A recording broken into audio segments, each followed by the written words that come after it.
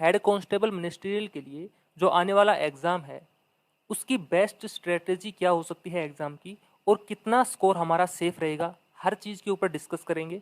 Okay, तो चलिए start करते हैं। सबसे पहले हम जानते हैं मिनिस्ट्रियल के बारे में। अब जो मिनिस्ट्रियल वाला पार्ट है, सभी को पता है कि कौन कौन सा सब्जेक्ट आएगा और कितने नंबर के आएगा। टोटल जो हमारा टाइम है, टोटल टाइम ड्यूरेशन है वो 90 मिनट है, और क्वेश्चन कितने हैं 100, और कितने नंबर के हैं 100 नंबर के हैं। सबसे बड़ा जो खेल यहाँ पर रहने वाला है, सबसे बड़ा जो खेल है वो कौन सा रहेगा, नेगेटिव मार्किंग वाला, ये वाला। क्योंकि यहाँ पर जो नेगेटिव मार्किंग है ना वो कितनी है, 1/2, हाफ है। तो जो हाफ है वो बहुत बड़ी नेगेटिव मार्किंग आप मान सकते हैं। तो यहाँ पर आप लोगों को एक चीज से बचना है, किससे, यहाँ पर तुक्के आप लोगों को बिल्कुल भी नहीं लगाने हैं। अगर एग्जाम में आता है तो ही आपको अटेम्प्ट करना है, तुक्के बिल्कुल भी नहीं लगाने हैं। क्योंकि अगर तुक्के आप लोग लगाओगे तो आपका अच्छा एग्जाम भी अगर हुआ होगा तो भी वो 2-4 तुक्के ही उसको खराब कर देंगे। ठीक है, तो इसके लिए स्ट्रेटेजी कैसे बनाएं वो मैं आपको बताने वाला हूँ। स्ट्रेटेजी आप लोगों को खुद ही बनानी है। बनानी किस बेस पे है वो मैं बता रहा हूँ। आप लोग जो भी मॉक अभी लगा रहे हैं, मान लो आप लोग मॉक लगा रहे हो किसका, टेक्स्ट बुक का लगा रहे हैं, ग्रेड अप का लगा रहे हैं, स्मार्ट कीड़ा का, किसी का भी अगर आप मॉक लगा रहे हैं, उसको आप लोगों को एनालाइज करना है। कैसे एनालाइज करना है, उसमें आप लोगों को वेरिएशन लाना है कि कौन सा टॉपिक पहले करना है, कौन सा टॉपिक बाद में करना है, कौन से टॉपिक को कितना हमें टाइम देना है, वो अभी से आप लोगों को करना है। क्योंकि एग्जाम के टाइम पे वही पैटर्न आपको फॉलो करना है जो अभी आप लोग कर रहे हैं। ठीक है, सपोज करो कि किसी का एक सबसे जो स्ट्रॉन्ग पार्ट था वो क्वांट था। अब सभी का ऐसा होता है कि एक पार्ट सबसे स्ट्रॉन्ग होता है। जैसे कि किसी का मैथ स्ट्रॉन्ग है तो वो बोलेगा कि मेरा थोड़ा सा जीके है ना वो थोड़ा सा कमजोर है। कोई बोलेगा मेरा जीके अच्छा है लेकिन मैथ में थोड़ा सा मैं वीक हूँ। तो सभी के लिए अलग अलग चीज़ें हैं। मैं सिर्फ एग्जाम्पल के तौर पे यहाँ पर ले रहा हूँ कि सपोज करो कि हमारा क्वांट है वो सबसे बेस्ट है, तो हमने क्वांट वाला उठाया। सबसे पहले हमने क्वांट को करना स्टार्ट किया। सबसे पहले कितने क्वेश्चन है, 20, कितने नंबर का है, 20 नंबर का। हमने पहले ही अटेम्प्ट में लगा दिए कितने, 18 क्वेश्चन। क्वांट में हमने कितने लगा दिए, 18 क्वेश्चन। 18 क्वेश्चन हमें बिल्कुल आ रहे थे। 2 क्वेश्चन ऐसे डाउट में थे कि होगा या नहीं होगा, हमें नहीं पता था। थोड़ा सा हमें उनमें थोड़ा सा कंफ्यूजन था कि अगर हम उसको ट्राई करेंगे कि होगा या नहीं होगा। 18 तो हमने कर लिए, 2 हमने अभी छोड़ दिए हैं। ठीक है भाई, क्वांट करने के बाद हम आते हैं जनरल इंटेलिजेंस के ऊपर, रीजनिंग के ऊपर आ गए। रीजनिंग में कितने क्वेश्चन थे, 25, और कितने मार्क्स के थे, 25। रीजनिंग में हमें 23 क्वेश्चन आ रहे थे। 2 क्वेश्चन फिर से हमें नहीं बन पा रहे थे, कोई लॉजिक बैठ नहीं रहा था उसका। ठीक है, अब ये जो 2 पार्ट थे ना, मैथ और रीजनिंग, सबसे ज्यादा टाइम टेकिंग कंज्यूमिंग है। तो हमने यहाँ पर मान लिया कि जो इसमें टाइम लगा ना वो लगा हमारा 50 मिनट। 50 मिनट में सिर्फ हमने क्वांट और रीजनिंग इन दोनों को अटेम्प्ट किया है। 3 पार्ट हमारे बचे हुए हैं, कौन कौन से, जनरल अवेयरनेस, इंग्लिश और कंप्यूटर। ठीक है, अब जो बचे हुए हैं उनमें से कोई भी एक पार्ट पहले ले सकते हैं। मान ले सपोज करते हैं हमने क्या लिया, सबसे पहले हमने उठा लिया इन तीनों में से जीके उठा लिया। जीके में हमें 20 में से सिर्फ 12 ही क्वेश्चन आ रहे थे। 20 में से सिर्फ 12 ही क्वेश्चन हमें आ रहे थे। 8 क्वेश्चन ऐसे थे जो हमें नहीं आते थे, बन नहीं पा रहा था, हमने 8 को छोड़ दिया है। ठीक है भाई, अब हम आते हैं इंग्लिश। इंग्लिश में हमें 25 में से 20 क्वेश्चन बन रहे थे। हमें 20 क्वेश्चन आते थे, 5 नहीं आते थे।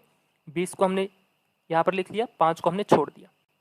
अब हम आते हैं कंप्यूटर के ऊपर। कंप्यूटर में हमें 10 में से कितने आ रहे हैं, 7 आ रहे हैं, 3 हमें नहीं पता।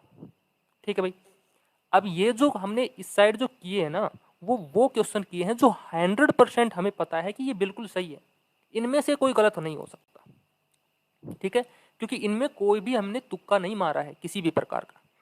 और जो ये 3 पार्ट थे इनमें टाइम कितना लगा होगा, ये तीनों टाइम इतना नहीं लगता है जितना कि क्वांट और रीजनिंग में लगता है। तो हमने ये मान के चला, हमने माना कि 30 मिनट में हमने ये तीनों पार्ट कर लिए हैं। जनरल अवेयरनेस भी कर लिया है, इंग्लिश भी कर लिया है, और कंप्यूटर फंडामेंटल भी हमने कर लिया है। 80 मिनट यहाँ पर हो चुकी है और हमने एक बार पूरा का पूरा पेपर कवर कर लिया है।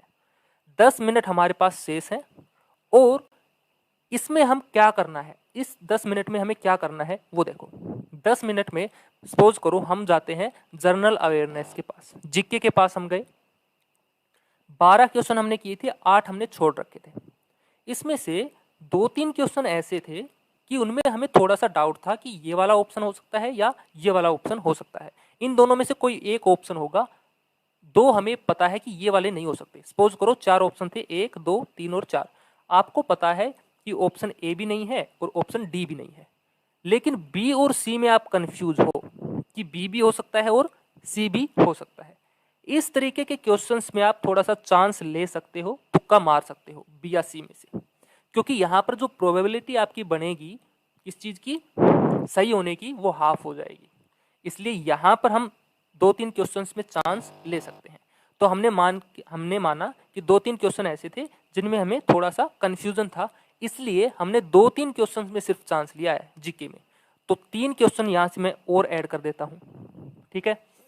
अब आते हैं क्वांट के ऊपर। 2 क्वेश्चन थे, नहीं बन पा रहे हैं, हमने उनको छोड़ दिया है।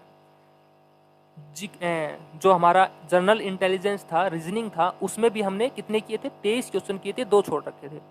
एक क्वेश्चन फिर से हमारे माइंड में क्लिक कर गया, क्योंकि जो रीजनिंग है वो कैसा है कि कई बार पहली बार में हमारे पास जो लॉजिक है वो नहीं बन पाता है, दूसरी बार देखने पर लॉजिक तुरंत समझ में आ जाता है। तो हमने मान लिया कि 2 में से एक क्वेश्चन फिर से बन गया हमारा, एक क्वेश्चन हमारा फिर से बन गया। इंग्लिश में सिर्फ 20 ही आते थे, 20 के अलावा हमें नहीं आ रहे थे, हमने 20 के अलावा किए भी नहीं। और कंप्यूटर में हमने सिर्फ 7 किए हैं। ये हमारा एक एग्जाम स्ट्रेटेजी है, इस तरीके से हम इसको फॉलो कर सकते हैं। अब जरूरी नहीं है कि आप लोग सिर्फ ऐसे के ऐसे ही बनाओ, वो सिर्फ आपको खुद को पता है कि आपका कौन सा वीक है, कौन सा स्ट्रॉन्ग है। अगर वीक है उसमें थोड़ा सा आपको कम कर लेना है, जो स्ट्रॉन्ग है उसमें आप लोगों को चांस लेना है, और आप लोग कोशिश करो कि पूरा का पूरा उसमें अटेम्प्ट कर पाओ, क्योंकि आपका स्ट्रॉन्ग पार्ट है तो आपको पता होगा कि हम इसमें कर पा रहे हैं या नहीं कर पा रहे हैं, ठीक है भाई। तो टोटल हमारे पास कितने स्कोर हुआ है देखो, 7 और 3 10, 10 और 20 30, 30 और 12 42, तो भाई 42 और 1 43, 43 18 और 23, तो ऐड कर लो, 8 और 3 11, 11 और 3 14, 4 और 2 6, 7 और 1 8। टोटल हमने कितने किए हैं, 84 क्वेश्चन अटेम्प्ट किए हैं, 16 क्वेश्चन हमने छोड़ दिए हैं, 16 क्वेश्चन हमने क्या कर दिए हैं, छोड़ दिए हैं, ठीक है। और जो 84 हैं वो क्या है, हमारे 100% एक्यूरेसी के साथ है। 100 ना मान के आप 99 मान लो, क्योंकि 2-3 क्वेश्चन में हमने तुक्के भी लगाए हैं, 1-2 गलत भी हो गया। तो 99% के साथ, यानी कि एक्यूरेसी के साथ अगर आप 84 अटेम्प्ट कर रहे हो तो ये आपके लिए सफिशियंट है। आपका यहाँ पर पूरा पूरा चांस है कि आप यहाँ पर क्लियर जो पेपर है वो कर पाओगे, ठीक है। ये थी मिनिस्टीरियल के लिए आपकी स्ट्रेटेजी। हमने यहाँ पर तुक्के बिल्कुल भी नहीं लगाए हैं, ध्यान रखना। उसके बाद आता है AWO और TPO। पैटर्न हमारा बिल्कुल सेम है जैसा मिनिस्ट्रियल वाला है, बस इसमें एक बेनिफिट क्या है कि इसमें नेगेटिव मार्किंग नहीं है, यहाँ पर नो नेगेटिव मार्किंग। तो यहाँ पर आपको चांस तो लेना ही लेना है, क्योंकि यहाँ पर तो तुक्के लगाने हैं। स्ट्रेटेजी बिल्कुल सेम रख सकते हो। लास्ट की जो 10 मिनट बची थी उसमें हम क्या कर सकते हैं, जो हमें नहीं आ रहा था उनके ऊपर हम अब तुक्के मार सकते हैं, ठीक है। ये स्ट्रेटेजी है AWO और TPO के लिए। अब हम जो कट ऑफ है वो देख लेते हैं, कट ऑफ कितनी जा सकती है। अगर प्रीवियस ईयर कट ऑफ यहाँ पर देखते हैं तो जो जनरल कैटेगरी की जो कट ऑफ थी मेल कैंडिडेट्स के लिए वो थी 79, और फीमेल कैंडिडेट्स के लिए थी 68। तो भाई 79, आप लोग ये मान के चलो कि 79 से तो नीचे आने से रही कट ऑफ, ठीक है। बहुत कम ऐसे एग्जाम होंगे जिनमें प्रीवियस ईयर से कट ऑफ नीचे गई होगी। मैक्सिमम में क्या होता है, प्रीवियस ईयर से हाई ही जाती है। क्यों जाती है, क्योंकि आजकल कंपटीशन इतना ज़्यादा टफ हो गया है। हालांकि वो वेरी करता है किसके ऊपर, जो एग्जाम का लेवल है उसके ऊपर, पर आप ये मान के चलो 79 से नीचे तो आने से रही। तो क्या मान सकते हैं भाई, 80 to 84 या 85 तक आप लोग कट ऑफ मान के चलो। अब ये वेरी करेगी कैसे, अगर आपका एग्जाम टफ आया है तो आप लोग मान के चलो 80-81 के आसपास चली जाएगी। अगर आपका एग्जाम थोड़ा सा इजी आया है तो ये कितना 84 to 85 चली जाएगी, ऐसा ही हो सकता है। उसी हिसाब से आपके जो नंबर ऑफ अटेम्प्ट्स हैं क्वेश्चंस, उसमें आगे पीछे आपको करना है। अगर आपका इजी लेवल पेपर आया है तो आप 85 की बजाय अब 87 के आसपास पहुंच जाओगे। ठीक है भाई। अगर थोड़ा सा टफ आया है पेपर तो अब 85 की बजाय आप 82 83 के आसपास पहुंच रहे होंगे। तो हर कंडीशन में आप लोग इस चीज को क्वालिफाई कर पा रहे होंगे। ठीक है, ये वो एग्जाम स्ट्रेटेजी है जिनको अभी आप लोग जो ऐसे एग्जाम मॉक दे रहे हो और आप कट ऑफ क्लियर नहीं कर पा रहे हो, उनके लिए ये बेस्ट रहेगी, ये स्ट्रेटेजी उनके लिए बेस्ट रहेगी। और जो आप मॉक देते हो उसको एनालाइज जरूर किया करो कि कैसे क्वेश्चन हमसे पूछा गया है और कैसे हम उसको कर पा रहे हैं। और परसेंटाइल आपको देखनी होती है 90 प्लस। अगर आपकी परसेंटाइल बन रही है तो आप लोग अच्छा वहां पर कर पा रहे हैं, क्योंकि नंबर नहीं देखने हैं मॉक के अंदर, आपको नंबर नहीं देखने हैं, आपको परसेंटाइल देखना है। परसेंटाइल आपको ये दिखाएगा कि एक्चुअल एग्जाम का लेवल कैसा है और जो आपके कंपटीशन वाले लोग हैं वो कितना स्कोर कर पा रहे हैं। तो 90 प्लस हमेशा रहने की कोशिश करना परसेंटाइल के अंदर। 90 प्लस अगर आप कर पा रहे हैं तो आप अच्छा स्कोर कर रहे हैं। ठीक है भाई, तो ये आपकी एक स्ट्रेटजी है, आप लोग इसको फॉलो कर सकते हैं। और आपको ये जरूर चेक करना है कि ये काम कर रही है या नहीं कर रही। ये आपको सिर्फ मॉक में ट्राई कर लेना है, बाकी इसके ऊपर टाइम वेस्ट करने की जरूरत नहीं है। ठीक है, अगर अच्छा लगे तो आप लोग चैनल को लाइक शेयर और सब्सक्राइब जरूर कर दें। तो आज के लिए इतना ही रखते हैं। Thank you.